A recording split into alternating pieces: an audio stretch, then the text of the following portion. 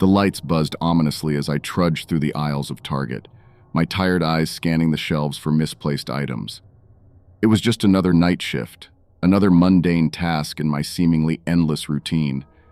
The store was eerily quiet, save for the faint hum of the refrigerators and the occasional shuffle of my footsteps echoing against the linoleum floors. But as the hours dragged on, a sense of unease began to creep over me, like a thick fog settling in the pit of my stomach. Shadows danced in the corners of my vision, and every creak of the settling building made my heart skip a beat. I brushed it off as fatigue, chalking it up to the late hour and the solitude of the empty store. But then things started to take a sinister turn. Items I had just meticulously organized were now scattered haphazardly across the floor, as if someone or something had purposely disrupted them. My breath caught in my throat as I surveyed the chaos, a chill running down my spine despite the warmth of the store. I tried to shake off the feeling of unease, telling myself it was just my imagination running wild in the solitude of the night. But deep down, I couldn't shake the feeling that something was terribly wrong. As I continued my rounds, the feeling of being watched grew stronger, like invisible eyes boring into the back of my skull. I quickened my pace, trying to push aside the rising tide of fear threatening to engulf me. But when I reached the back storeroom, my worst fears were realized. Standing in the dimly lit room was a figure, its features obscured by darkness. Panic surged through me as I stumbled backward, my heart pounding in my chest like a jackhammer. I fumbled for my phone, fingers trembling as I tried to dial for help. But the screen remained stubbornly dark, no signal in the depths of the store. Desperation clawed at my throat as I glanced around, searching for any means of escape. But the door was locked, trapping me in the suffocating darkness with whatever lurked in the shadows. I screamed for help, my voice echoing off the walls, but no one came. The figure advanced slowly, its movements jerky and unnatural, like a marionette being pulled by invisible strings. With nowhere left to run, I braced myself for the inevitable, my heart pounding so loudly I could hear it thundering in my ears. But just as the figure reached out to touch me, the lights flickered back to life, bathing the room in a harsh fluorescent glow. And there, standing before me, was not a sinister creature of the night, but a mannequin left behind by the closing crew.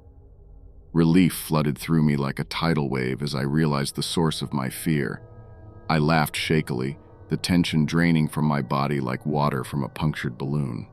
But as I turned to leave, a cold hand gripped my shoulder, sending me sprawling to the ground in a tangled heap. I scrambled to my feet, heart pounding in my chest like a trapped animal. And that's when I saw it, my own reflection in a shattered mirror, twisted and contorted into a grotesque caricature of fear. In that moment of terror, I realized the true horror of the night shift, the darkness within ourselves, lurking just beneath the surface, waiting to consume us whole. 4 years ago, I found myself reluctantly taking on the night shift at Walmart, a decision born out of necessity rather than desire. It was a job I had stumbled into after a string of unsuccessful interviews, each rejection chipping away at my confidence until I found myself at the mercy of whatever employment opportunity would take me. And so, night after night, I found myself navigating the aisles, the harsh glare of the bright lights casting long, ominous shadows that seemed to dance menacingly at the edges of my vision. The store itself took on a different character under the cover of darkness, its familiar layout twisted into something altogether more sinister. The aisles stretched out before me like endless corridors, lined with towering shelves that seemed to loom over me like silent sentinels. The silence that settled over the store was deafening, broken only by the occasional hum of the refrigerators and the faint rustle of my own footsteps echoing off the linoleum floors. As I made my rounds, stocking shelves and tidying up the chaos left behind by daytime shoppers, I couldn't shake the feeling of being watched. Every shadow seemed to harbor unseen eyes, and every creak of the aging building sent a shiver down my spine.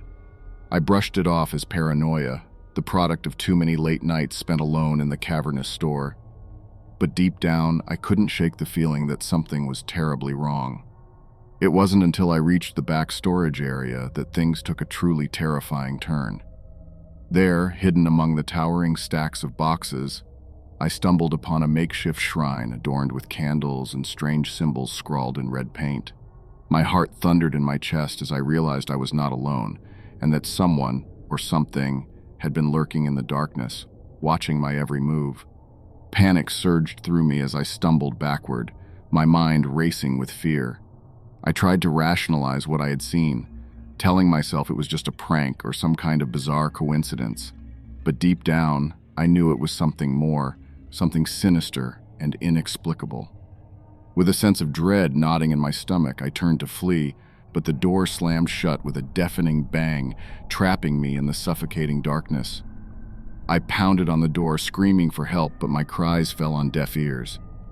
And then, just as suddenly as it had begun, the door swung open, revealing nothing but empty darkness beyond. I stumbled out into the cool night air, my heart still racing with fear. And though I never returned to that job, the memory of that night haunts me still. I eventually found a job at a warehouse, and nothing even close to the events of Walmart have occurred here. Be careful out there. Back in the day, I used to work the night shift at a gas station in the heart of Wyoming. It was never what I imagined for myself.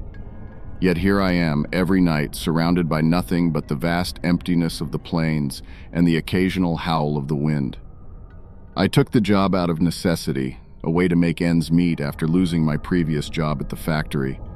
It was a lonely existence, with only the hum of the fluorescent lights and the distant rumble of passing cars to keep me company.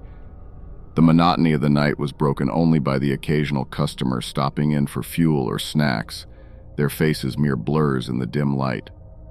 But one night, as I sat behind the counter, idly flipping through a magazine, a sense of unease began to settle over me like a thick fog. It started with a scratching sound, so faint I almost didn't notice it at first.